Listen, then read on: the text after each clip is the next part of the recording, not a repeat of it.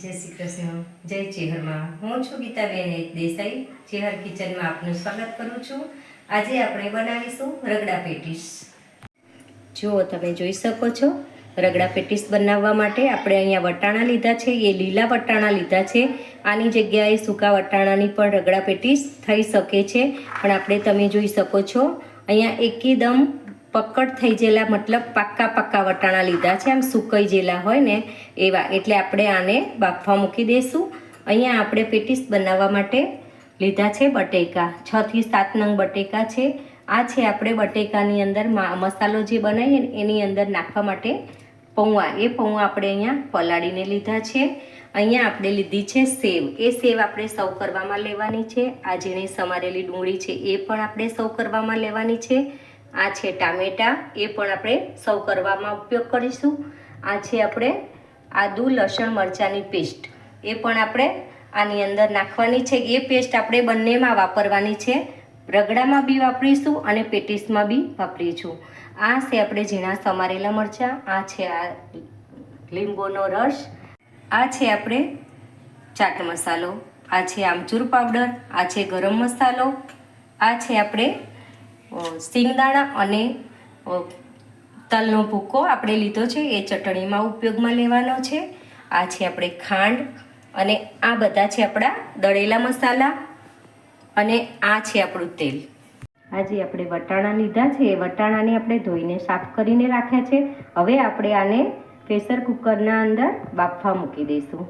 જો તમે જોઈ શકો છો, આપણે કુકરની અંદર પાણી ગરમ થવા મૂકી દીધું છે. હવે આપણે વટાણાની અંદર એડ કરી લઈશું.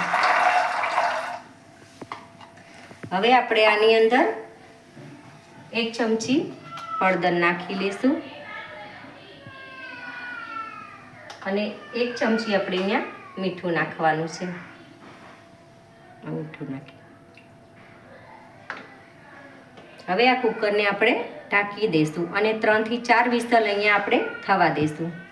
જો તમે જોઈ શકો છો, આપણે પેટીસની ચટણી બનાવવાની છે. પેટીસની ચટણી બનાવવા માટે આપણે અહીંયા કોથમીર લીધી છે, લીલા મરચાં લીધા છે. એની અંદર આપણે મીઠું એડ કરીશું. આપણે અહીંયા સૌથી પહેલાં મરચાં લઈ લઈએ. આવી રીતે મોટા મોટા કાપી લેવાના છે. પછી આપણે અહીંયા કોથમીર લીધી છે, આવી રીતે ડાળખાવાળી જ લેવાની છે. તમે જોઈ શકો છો, આવી રીતે મોટી મોટી કાપી લેવાની છે.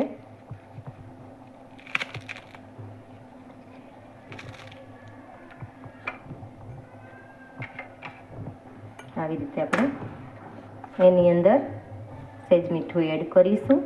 આ ખાંડ છે એ અંદર એડ કરી લઈશું, અને આ છે આપણે સિંગદાણા અને તલનો ભૂકો છે એ પણ એડ કરી લઈશું. આનાથી ચટણીની અંદર થિકનેસ સારી આવતી હોય છે, એટલે આપણે આને એડ કર્યું છે. આની અંદર આપણે દળેલા જીરાનો પાવડર પણ એડ કરી લેવાનો છે. આનાથી ટેસ્ટ સરસ આવતો હોય છે ચટણીની અંદર.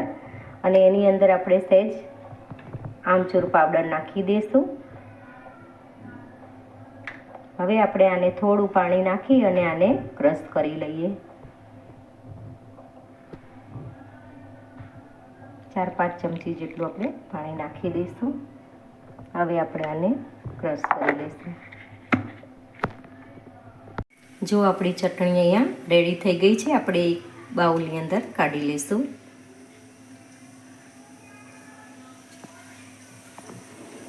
જો તમે જોઈ શકો છો, આ ચટણીને આપણે આવી રીતે થીક રાખવાની છે. બહુ પતલી નથી કરી દેવાની, કારણ કે પતલી ના હોય તો આપણે રગડાની અંદર, પેટીસની અંદર આપણે આને થોડી એડ કરવાની છે. જો તમે જોઈ શકો છો, આપણે હવે પેટીસ બનાવવા માટે બધો મસાલો અહીંયા તૈયાર કરી લઈશું. અહીંયા આપણે આ બટેકાને પહેલાં મેશ કરવાના છે. આપણે સૌથી પહેલાં મેશ કરી લઈએ. જો આપણે બધા જ બટેકાને અહીંયા મેસરની મદદથી આપણે આવી રીતે મેશ કરી લઈશું. જો તમે જોઈ શકો છો, આપણે બધા બટેકાને અહીંયા મેશ કરી લીધા છે. અને હવે આપણે આમાંથી થોડું બટેકું કાઢી લેવાનું છે. એ આપણે રગડાની અંદર ઉપયોગમાં લેવાનું છે. આટલું આપણે 1 બટેકા જેટલું કાઢી લીધું છે.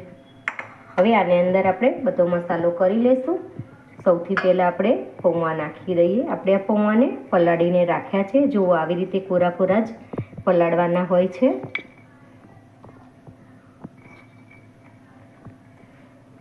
અને આ ઝીણા સમારેલા મરચાં પણ આપણે આમાં નાખી દઈએ.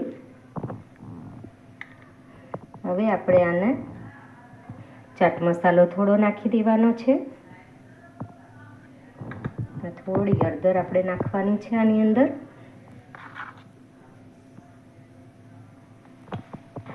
અહીંયા આપણે 1 ચમચી પોણી ચમચી જેટલું આપણે અહીંયા મીઠું એડ કરી લઈએ. હવે આપણે આને બધું મિક્સ કરી લઈશું. એની અંદર પણ આપણે થોડી ચટણી પણ એડ કરી લઈએ, એના કારણથી ટેસ્ટ સારો આવતો હોય છે. આપણે આ કોથમીરની ચટણી બનાવી છે, આપણે અડધી ચમચી આની અંદર એડ કરી લઈએ. અને આદુ લસણ મરચાંની પેસ્ટ પણ આપણે 1 ચમચી જેટલી અહીંયા એડ કરી લઈએ. અડધી ચમચી આપણે આની અંદર ગરમ મસાલો એડ કરી લઈશું. હવે આપણે આને બધું મિક્સ કરી લઈશું. જો આવી રીતે આપણે મસાલો તૈયાર કરવાનો છે. આપણે આની અંદર દરેલા મરચાંનો ઉપયોગ નથી કર્યો, કારણ કે આપણે આની અંદર લીલા મરચાંનો ઘણો ઉપયોગ કર્યો છે, એટલે આપણે લાલ મરચું નથી નાખ્યું. જુઓ, તમે જોઈ શકો છો આપણે આવી રીતે બટાકાનો મસાલો તૈયાર કરવાનો છે. અને આને આપણે તેલવાળો હાથ કરી લેશું આવી રીતે થોડો, અને નાના નાના આપણે પેટીસ તૈયાર કરી લેશું. જો આપણે આવી રીતે પેટીસ તૈયાર કરી લેવાના છે. આવી રીતે આપણે પેટીસને તૈયાર કરી લેશું.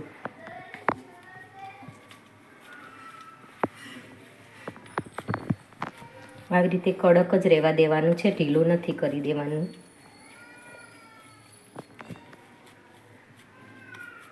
આવી રીતે આપણે બધા જ પેટીસને તૈયાર કરી લેશું. જો તમે જોઈ શકો છો આપણા બધા જ પેટીસ અહીંયા રેડી થઈ ગયા છે. હવે આપણે પેનની અંદર આને શેકી લેશું. જો આ પેનને આપણે ગરમ થવા મૂકી દીધું છે. એની અંદર આપણે થોડું થોડું તેલ નાખી દઈશું. આવી રીતે આપણે આની અંદર તેલ નાખી દેવાનું છે અને બ્રશની મદદથી આપણે આને ફેલાવી દઈશું. અને બ્રશની મદદથી આપણે પહેલાં ફેલાવી દઈશું. આવી રીતે બધે આપણે ફેલાવી દઈશું. અને હવે આપણે આને એક એક પેટીસને આમાં મૂકી દેવાની છે. આવી રીતે આપણે પેટીસ ગોઠવી દઈશું. જેટલીમાં એટલી આપણે આમાં ગોઠવી દઈશું.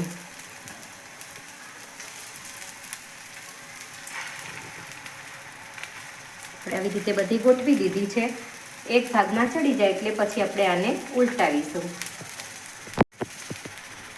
આપણે આને અહીંયા 7 થી 8 મિનિટ માટે રહેવા દેવાની છે એક ભાગમાં. જો તમે જોઈ શકો છો આપણે એને 7 મિનિટ થઈ ગઈ છે. આપણે આવી રીતે ઉલટાવીને જોઈ લઈએ. જો એક બાજુ આપણે સરસ ક્રિસ્પી થઈ ગયું છે, બધી આપણે જોઈ લઈએ. જો તમે જોઈ શકો છો એક બાજુનો ભાગ સરસ ક્રિસ્પી થઈ ગયો છે. એવી જ રીતે આપણે આ પાછળના ભાગમાં પણ ચડી લઈશું. જો આવી રીતે બીજા ભાગમાં પણ ચડવી લઈશું આપણે. જો તમે જોઈ શકો છો આપણી બધી પેટીસ બીજી બાજુ પણ આવી રીતે ક્રિસ્પી થઈ ગઈ છે. હવે આપણે આને નીચે ઉતારી લઈશું. જો આવી રીતે આપણે આને નીચે લઈ લઈશું.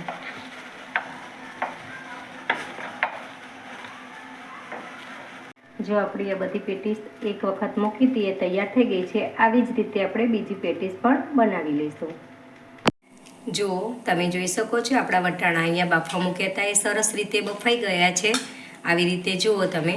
હવે આને થોડા આપણે કુકરમાં થોડા મેશ કરી લઈશું, કારણ કે થોડો રગડો ઠીક થાય ને તો સારો લાગતો હોય છે, એટલા માટે.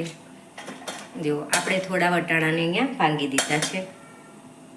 જુઓ તમે જોઈ શકો છો આપણે રગડાનો વઘાર કરવા માટે અહીંયા લોહી મૂકી દીધું છે. એની અંદર આપણે તેલ નાખી દઈએ. 7 થી 8 ચમચી જેટલું આપણે અહીંયા તેલ લેવાનું છે. જો આપણું તેલ અહીંયા આવી ગયું છે. આપણે સૌથી પહેલાં રાઈ નાખીશું.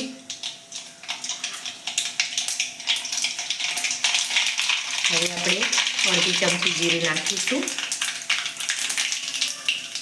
અહીંયા આપણે અડધી ચમચી હિંગ લીધી છે. હવે આપણે સૌથી પહેલાં અહીંયા મરચાં નાખવાના છે.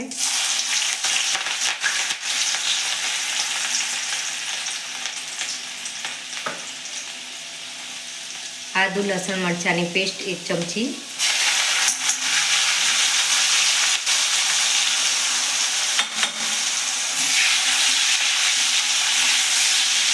અને આપણે થોડું સતળાવા દઈશું. હવે આપણે અડધી ચમચી આપણે હળદર નાખી દઈશું.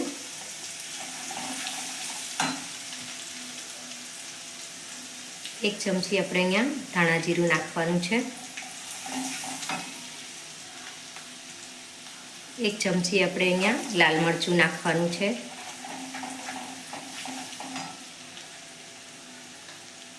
અડધી ચમચી આપણે ગરમ મસાલો લીધો છે. અડધી ચમચી અહીંયા ચાટ મસાલો. હવે આપણે જે બટેકું લીધું હતું ક્રશ કરેલું એ બટેકાને આપણે આની અંદર નાખી દઈશું. આવી રીતે આપણે બટેકાને ભાંગી નાખવાનું છે.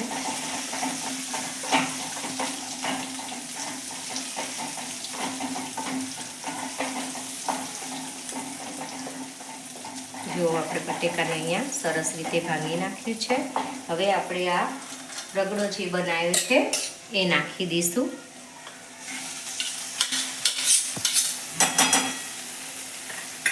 આવી રીતે આપણે બધું જ અંદર એડ કરી લઈએ.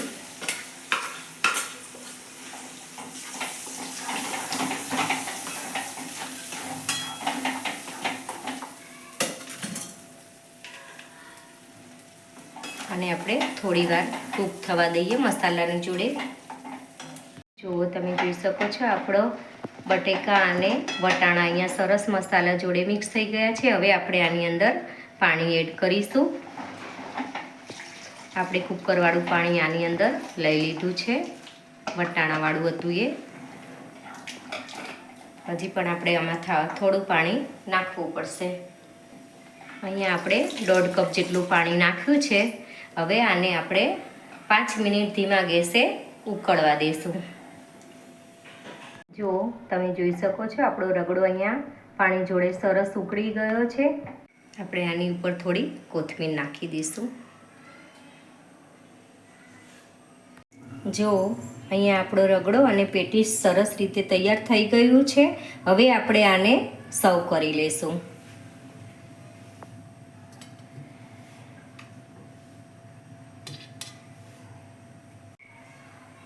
હવે આની ઉપર આપણે ગરમા ગરમ રગડાને સર્વ કરી લઈશું.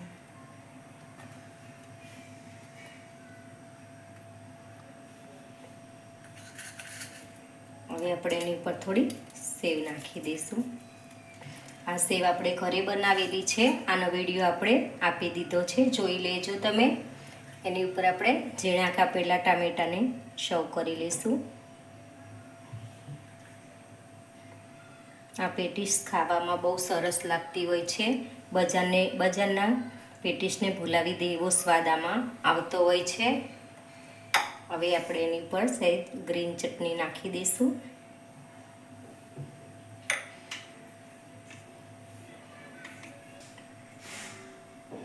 આમળી ગોળનું ચટણી પણ સર્વ કરી લઈશું.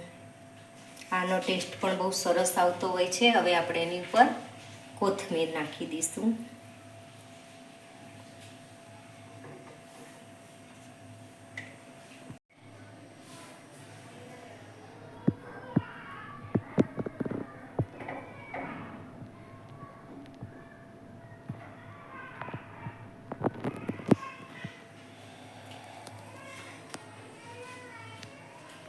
જો તમને મારી રેસીપી પસંદ આવી હોય તો મારી ચેનલ ચેહર કિચનને લાઈક કરો, શેર કરો અને સબસ્ક્રાઈબ કરો.